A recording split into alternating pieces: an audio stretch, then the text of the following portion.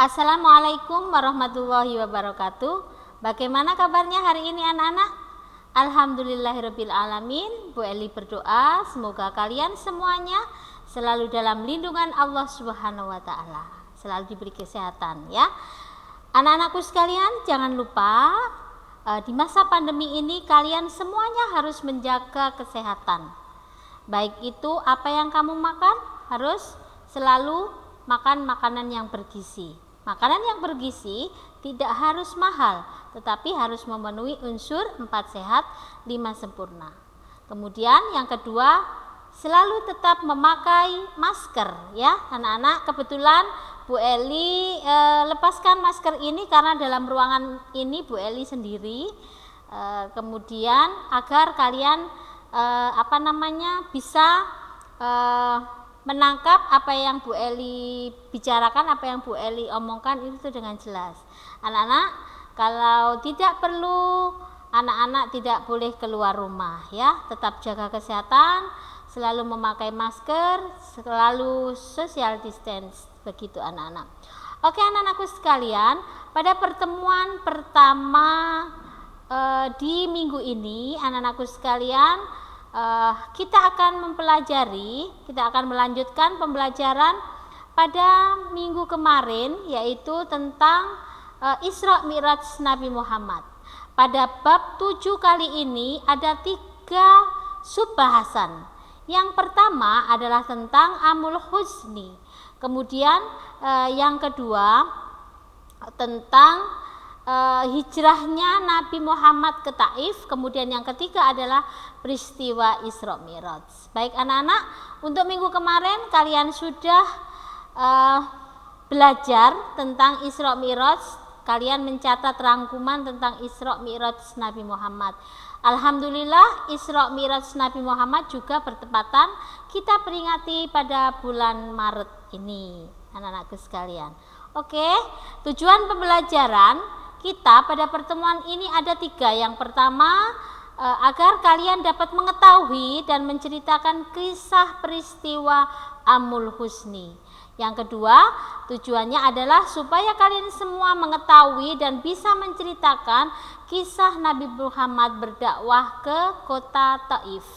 Yang ketiga adalah supaya kalian semuanya bisa mengetahui dan menceritakan kisah Isra Mi'raj Nabi Muhammad.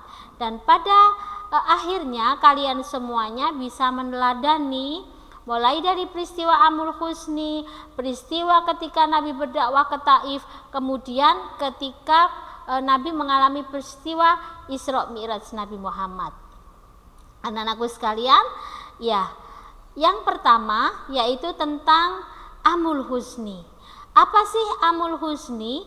Amul Husni itu adalah itu mempunyai arti tahun, kemudian husni itu kesedihan. Jadi Amul Husni itu artinya adalah tahun kesedihan.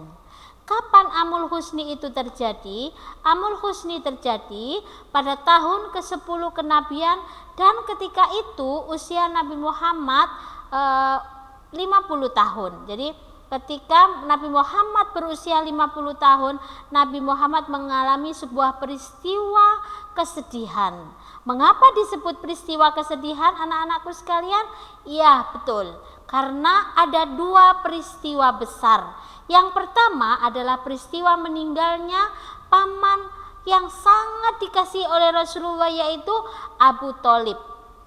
Jadi Abu Thalib ini adalah salah satu paman Nabi Muhammad yang mulai kecil itu sangat menyayangi Nabi Muhammad. Mulai kehadiran Nabi Muhammad di dunia ketika dilahirkan oleh Ibu Aminah, Abu Thalib ini sangat senang sekali dengan kehadiran bayi Muhammad. Kemudian ketika Nabi Muhammad diasuh oleh kakeknya, kemudian kakeknya meninggal, disitulah peran orang tua yang mengasihi Nabi Muhammad itu beralih kepada Abu Thalib. Mengapa Nabi Muhammad sangat menyayangi Abu Thalib? Karena ya memang Abu Thalib itu adalah pengganti orang tua dari Nabi Muhammad. Sehingga ketika Abu Thalib itu meninggal, betapa sedihnya hati Nabi Muhammad. Sehingga pada tahun itu dijuluki sebagai tahun kesedihan yang dialami oleh Nabi Muhammad.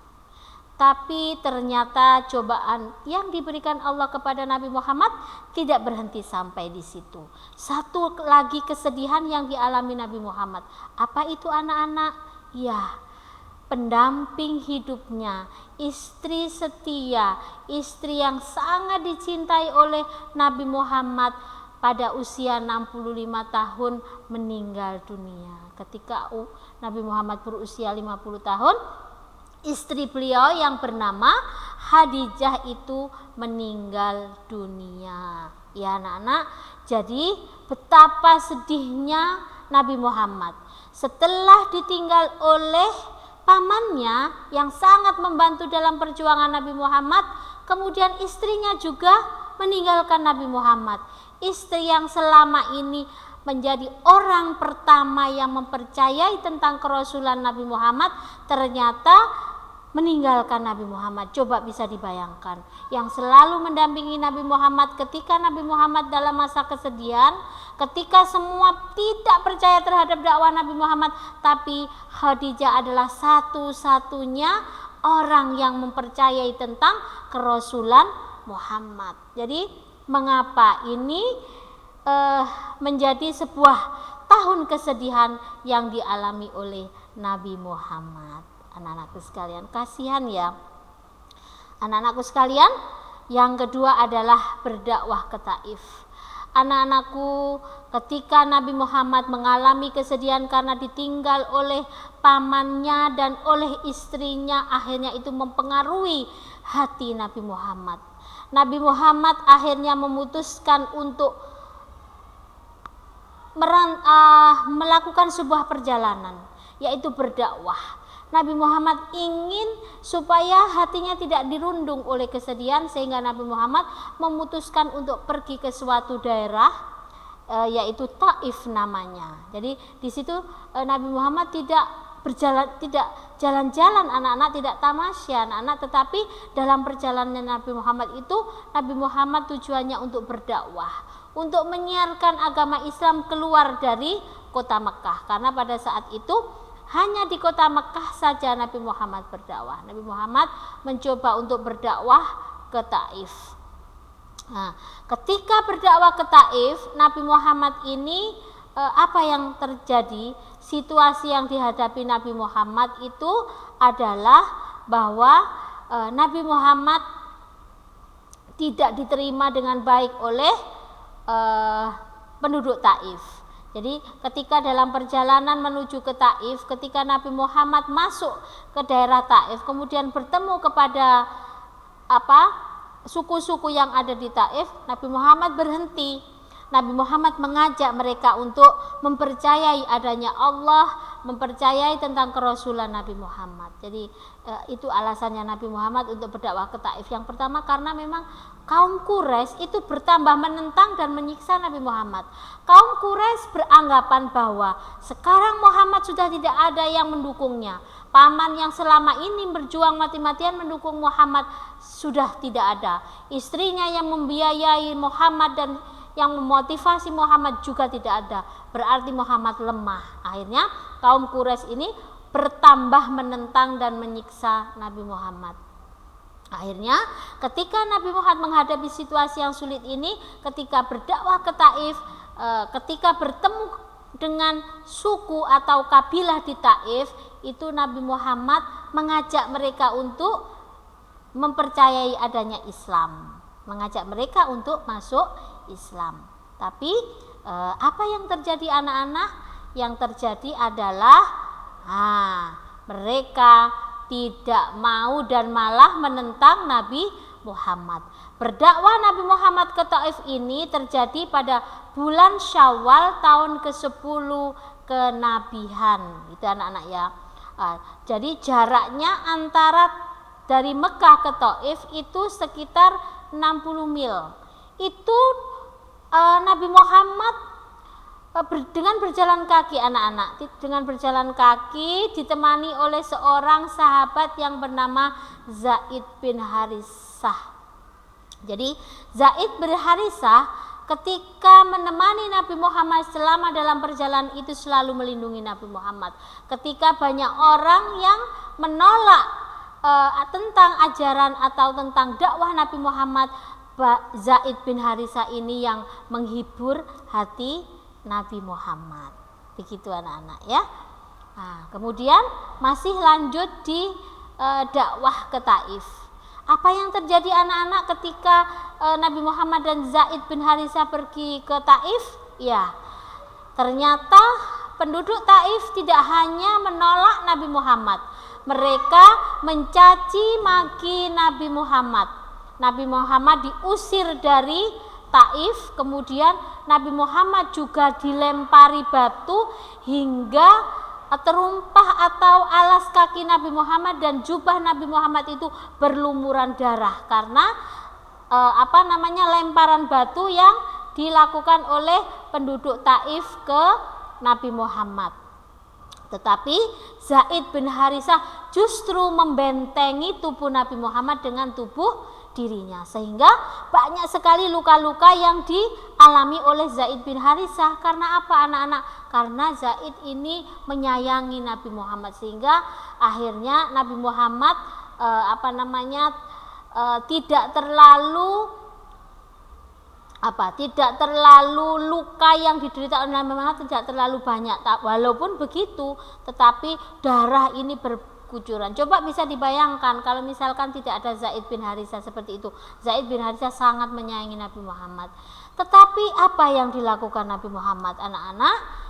Meskipun perlakuan penduduk Taif yang begitu keras kepada Nabi Muhammad diusir oleh penduduk Taif, tetapi Nabi Muhammad tidak marah sama sekali. Nabi Muhammad tidak dendam sama sekali. Akhirnya Nabi Muhammad ketika dalam perjalanan pulang itu Nabi Muhammad ditemui oleh seorang malaikat. Nabi Muhammad ditanya sama malaikat. Malaikat tahu apa yang terjadi kepada diri Nabi Muhammad. Malaikat memberikan tawaran kepada Nabi Muhammad. Muhammad, sungguh penduduk Taif itu sangat tidak terpuji perilakunya kepada kamu Muhammad. Kalau kamu ingin, maka gunung itu akan bisa meruntuhkan penduduk Taif. Kalau kamu ingin, supaya sakit hati kamu terbalaskan. Tetapi apa yang dijawab oleh Nabi Muhammad? Nabi Muhammad tersenyum sambil, terima kasih malaikat, saya tidak dendam. Penduduk Taif begitu kepada saya karena mereka mungkin tidak mengetahui tentang kebenaran Islam. Saya tidak dendam kepada mereka. Biarkan saja mereka mencaci maki saya, mengusir saya.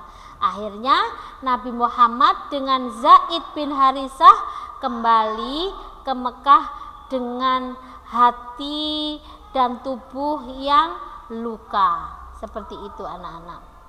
Nah, ini adalah peta Taif.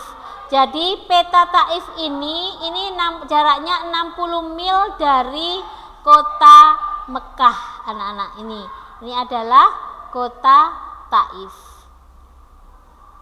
Nah, untuk selanjutnya anak-anak, tadi sudah kita jelaskan tentang Amul Husni dan peristiwa dakwah Nabi ke Taif. Yang selanjutnya adalah Isra Mi'raj Nabi Muhammad. Anak-anakku sekalian, Allah Maha mengetahui, Allah jualah Maha menyayangi. Allah mengetahui penderitaan apa yang dialami oleh Nabi Muhammad, mulai dari kematian pamannya, kematian istrinya, hinaan, cacian, siksaan yang dilakukan oleh penduduk kafir Quraisy, kemudian ditambah dengan penolakan, hinaan, diusir oleh penduduk Taif. Betapa besar penderitaan yang dialami oleh Nabi Muhammad. Allah tahu itu, sehingga karena Allah Maha menyayangi, Allah memberikan sebuah hadiah, sebuah hiburan kepada Nabi Muhammad yang berupa peristiwa Isra Mi'raj Nabi Muhammad. Anak-anakku sekalian, jadi ketika setelah Nabi Muhammad mengalami kesedihan, Amul Husni dan siksaan kaum Quraisy yang begitu hebat, Allah menghibur Nabi Muhammad dengan sebuah peristiwa Isra dan Mi'raj. Apa itu artinya Isra dan Mi'raj? Ya, anak-anakku sekalian, Isra Mi'raj artinya perjalanan pada malam hari dari Masjidil Haram ke Masjidil Mekah menuju ke Masjidil Aqsa yang ada di Palestina, kemudian naik ke langit 7, dilanjutkan ke Sidratul Muntaha untuk menghadap kepada Allah. Jadi Nabi Muhammad, bayangkan anak-anak, dalam sehari semalam Nabi Muhammad mengadakan perjalanan dari kota Mekah, yaitu mulai dari Masjidil Haram, kemudian Nabi Muhammad menuju ke Masjidil Aqsa yang ada di Palestina, kemudian naik ke langit anak-anak sampai ke Sidratul Muntaha. Itu adalah orang pilihan yang mengalami peristiwa seperti itu. Itu yang dialami oleh Nabi Muhammad. Peristiwa perjalanan Nabi Muhammad ini diabadikan dalam Al-Quran surat Al-Isra ayat 1. A'udzu billahi minasyaitonir rajim. Bismillahirrahmanirrahim. Subhanalladzi asra bi 'abdihi lailam minal masjidil haram ilal masjidil aqsa alladzi barakna haula linuriyahu min ayatina innahu huwas samiul basir. Shadaqallahul azim. Maha suci Allah yang telah menjalankan hambanya yaitu Muhammad pada malam hari dari Masjidil Haram ke Masjidil Aqsa yang kami berkati sekelilingnya untuk memperlihatkan kepadanya tanda-tanda kekuasaan dan kebesaran kami. Sesungguhnya Allah jualah yang maha mendengar lagi maha mengetahui. Jadi sudah dijelaskan dalam Quran surat Al-Isra ayat 1 bahwa perjalanan yang dilakukan Nabi Muhammad itu adalah perjalanan suci, perjalanan yang diberkati oleh Allah. Jadi kalau secara normal manusia tidaklah mungkin melakukan perjalanan dalam semalam saja dengan berjalan menuju ke beberapa tempat yang sangat jauh, yang jauhnya bermil-mil, itu mustahil. Tetapi karena Muhammad adalah manusia pilihan, utusan Allah, sehingga itu menjadi sebuah hal yang bisa terjadi. Itulah yang disebut peristiwa Isra Mi'raj yang dijelaskan dalam Al-Quran surat Al-Isra ayat 1. Anak-anakku sekalian, apa yang terjadi ketika perjalanan Isra Mi'raj Nabi Muhammad? Jadi yang pertama, sebelum melakukan perjalanan itu Nabi Muhammad disucikan, dibelah dadanya oleh malaikat Jibril, kemudian disucikan hatinya menggunakan air Zam-Zam, di mana itu artinya hal-hal yang jelek, hal-hal yang ada di dalam hati Nabi Muhammad itu dibersihkan dari sifat yang jelek, sehingga Nabi Muhammad menjadi manusia yang bersih, yang terhindar dari sifat-sifat yang jelek. Kemudian yang kedua, Nabi Muhammad melakukan perjalanan itu dengan mengendarai buruk namanya anak-anak. Nah, kapan itu terjadi? Yaitu pada tahun 27 Rajab atau 1 tahun setelah Nabi Muhammad sebelum Nabi Muhammad hijrah ke Madinah.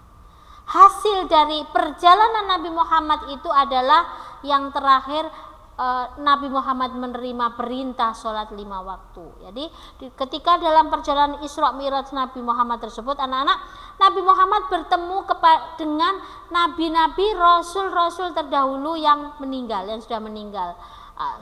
Banyak sekali yang ditemui oleh Nabi Muhammad. Kemudian Nabi Muhammad juga melihat melihat neraka, melihat surga, kemudian bertemu dengan nabi-nabi, kemudian melaksanakan sholat berjamaah bersama nabi-nabi yang terdahulu yang sudah meninggal. Nabi Muhammad menjadi imam sampai pada akhirnya Nabi Muhammad menerima sebuah perintah besar yang dilaksanakan oleh umat Islam seluruh dunia sampai saat ini, yaitu menerima perintah sholat 5 waktu. Itu anak-anak. Apa yang terjadi setelah Isra Mi'raj anak-anak? Nah, setelah Nabi Muhammad mengalami menjalankan sebuah perjalanan suci tersebut, kemudian Nabi Muhammad akhirnya kembali pulang. Nabi Muhammad menceritakan peristiwa apa yang sudah dialaminya, yang memang dialami oleh Nabi Muhammad itu kepada penduduk Mekah. Nabi Muhammad bercerita karena Siti Khadijah kan sudah meninggal. Seandainya Siti Khadijah masih hidup, pastilah Nabi Muhammad menceritakan kepada istri tercintanya. Tetapi karena Khadijah sudah meninggal, Nabi Muhammad menceritakan kepada sahabat-sahabatnya, kepada seluruh penduduk Mekah. Apa yang terjadi setelah Nabi Muhammad bercerita? Ya, ada orang yang tidak percaya, ada orang yang mempercayai. Orang yang tidak mempercayai mengatakan bahwa Nabi Muhammad itu tukang sihir, tukang bual. Tidak mungkin dalam semalam Nabi Muhammad itu mengalami sebuah perjalanan yang panjang dan jauh. Di antaranya yang tidak mempercayai itu adalah seseorang yang bernama Abu Jahal. Tetapi sebaliknya ada orang-orang beriman yang mempercayai tentang apa yang sudah dilakukan Nabi Muhammad, apa yang sudah dialami Nabi Muhammad, karena mereka mempercayai bahwa Muhammad itu adalah utusan Allah. Siapakah di antaranya? Di antaranya dia adalah Abu Bakar, sahabat Nabi Muhammad yang salah satu menjadi as-sabiqul awwalun, salah satu orang yang mempercayai kerasulan Muhammad. Itu Abu Bakar. Maka dari itu Abu Bakar mendapat julukan Abu Bakar Asy-Siddiq, artinya orang-orang yang terpercaya. Dia orang pertama yang mempercayai tentang kerasulan Nabi Muhammad. Oke anak-anakku sekalian, dari sini Bu Eli menyampaikan materi tentang Amul Husni, dakwah ke Taif, dan peristiwa Isra Mi'raj Nabi Muhammad. Semoga kalian dapat meneladani, kalian dapat menceritakan kembali apa yang sudah Bu Eli jelaskan tadi. Silahkan kamu baca buku pelajaran di buku tareh. Kemudian silahkan kamu baca juga rangkuman. Insya Allah minggu depan Bu Eli akan memberikan video yang bisa kamu tonton tentang peristiwa Amul Husni, peristiwa dakwah Nabi ke Taif, dan Isra Mi'raj Nabi Muhammad. Anak-anakku sekalian, semoga kalian bisa mengambil hikmah dari pelajaran yang Bu Eli sampaikan. Kalian harus bisa menepati janji kalian, kalian harus bisa selalu optimis, tidak boleh menyerah, tidak boleh putus asa seperti yang sudah dilakukan oleh Nabi Muhammad. Selalu melindungi orang-orang yang benar seperti keteladanan Zaid bin Harisah, dan Nabi Muhammad meniru Nabi Muhammad menjadi orang yang tidak dendam. Baiklah anak-anakku sekalian, sampai di sini pelajaran yang Bu Eli berikan. Marilah bersama-sama membaca doa hamdalah dan doa kafaratul majlis. Semoga ilmu yang Bu Eli berikan bisa bermanfaat bagi kalian semuanya. Terima kasih. Alhamdulillahirabbil alamin. Subhanakallahumma bihamdik asyhadu an la ilaha illa anta astaghfiruka wa atubu ilaik. Terima kasih. Assalamualaikum warahmatullahi wabarakatuh.